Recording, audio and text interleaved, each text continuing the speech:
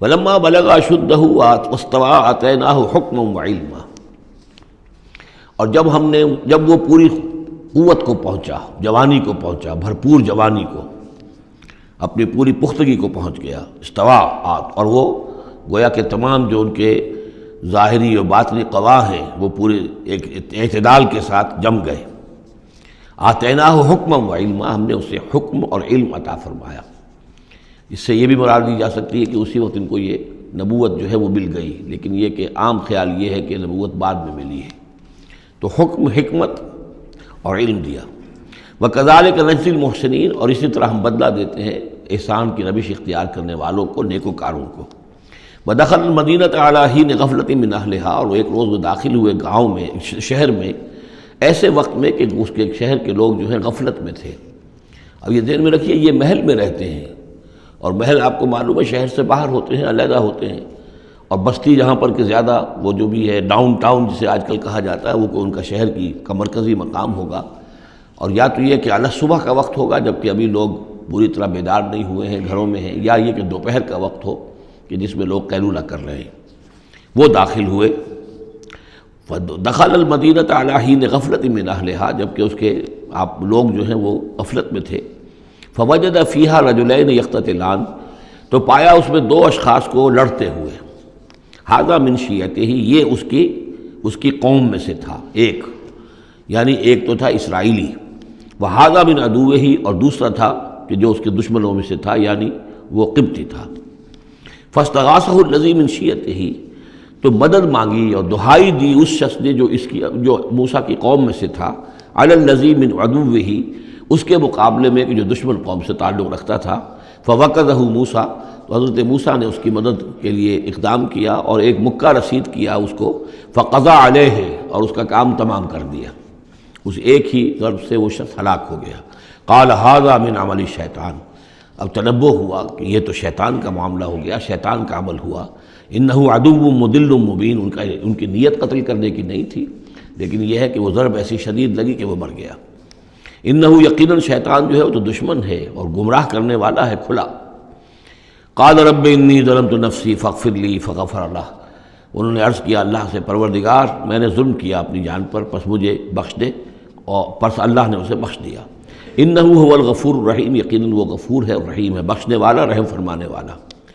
قال رب بما انعمت علی فلن اکون ظہیرا للمجرمین، تو اب انہوں نے وعدہ کیا پروردگار تو نے جو مجھ پر انعام فرمایا اور مجھے بخش دیا ہے، تو میں اب آئندہ کبھی بھی مددگار نہیں بنوں گا کسی بھی مجرم کا، کسی غلط کار شخص کا۔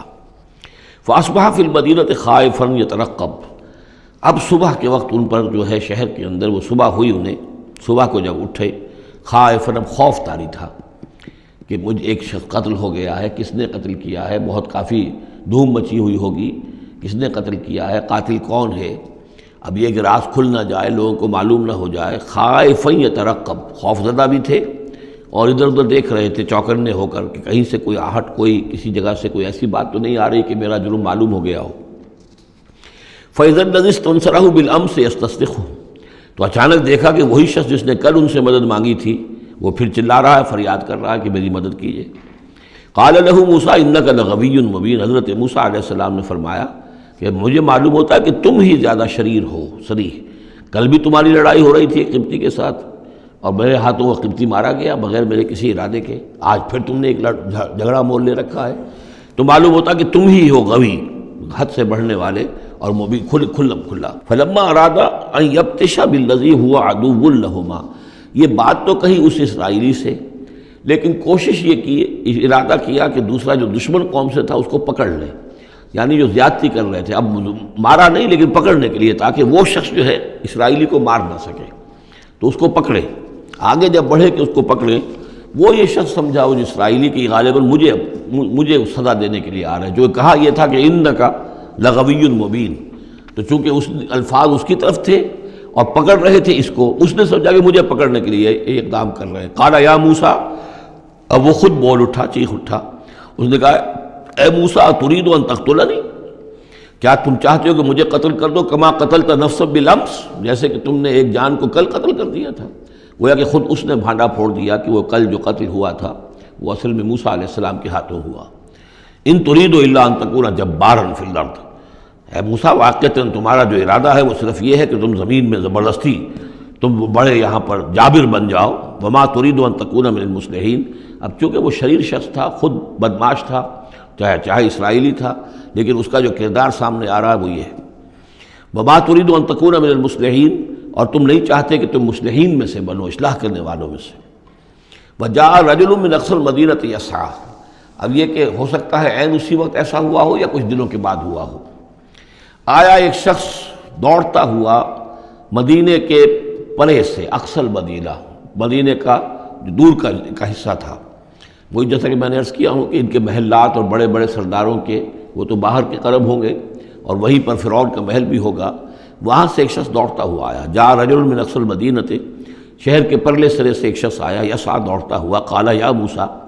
اور اس نے یہ کہا کہ اے موسیٰ، ان الملأ یأتمرون بک. یہ جو درباری لوگ ہیں، جو سردار ہیں قوم کے، وہ اس وقت مشورہ کر رہے ہیں تمہارے بارے میں، لیقتلوک، کہ تمہیں قتل کر دیں. یعنی اب وہاں پر ہو رہی ہے، یہ قرارداد پیش ہو چکی ہے اور تمہارے قتل کے اوپر ان کا اتفاق ہونے والا ہے. یعنی یہ کہ اب یہ کھل بھی گیا کہ انہوں نے ان کے ہاتھوں ایک قبطی مارا گیا ہے. ویسے بھی وہ سمجھتے ہوں گے کہ یہ جو ہماری ایک غلام قوم کا ایک فرد جو ہے، ہم نے چونکہ اپنے ہاں ہی رکھ کر اسے پالا ہے تو اس کے اندر اتنی سرکشی پیدا ہو گئی ہے، اور اگر اس نے ہماری اس غلام قوم کے اندر کوئی آزادی کی روح پھونک دی اور وہ کھڑے ہو گئے تو ہمارے لیے تو بڑا معاملہ جو ہے وہ مشکل ہو جائے گا. لہذا بہتر یہ ہے کہ اس کو قتل کر دیا جائے. ان الملأ یأتمرون بک لیقتلوک فاخرج انی لک من الناصحین. تو اب یہاں سے نکل جاؤ، یہاں سے جان بچا کر چلے جاؤ، اس لیے کہ میں تمہارا خیر خواہ ہوں، میں تمہیں صحیح بات جو ہے تمہاری بھلائی کی بتا رہا ہوں. فخرج منہا خائفا یترقب. تو نکلے وہاں سے حضرت موسیٰ علیہ السلام ڈرتے ہوئے، اور وہی یترقب. اب ادھر سے بھی جب کسی شخص کو ایسا اندیشہ ہو تو ذرا سی آہٹ جو ہے اسی پر وہ چوکنا ہوتا ہے، تو وہی کیفیت ان کی تھی. قال رب نجنی من القوم الظالمین. انہوں نے اللہ سے دعا کی، پروردگار مجھے نجات دے اس ظالموں کی قوم سے.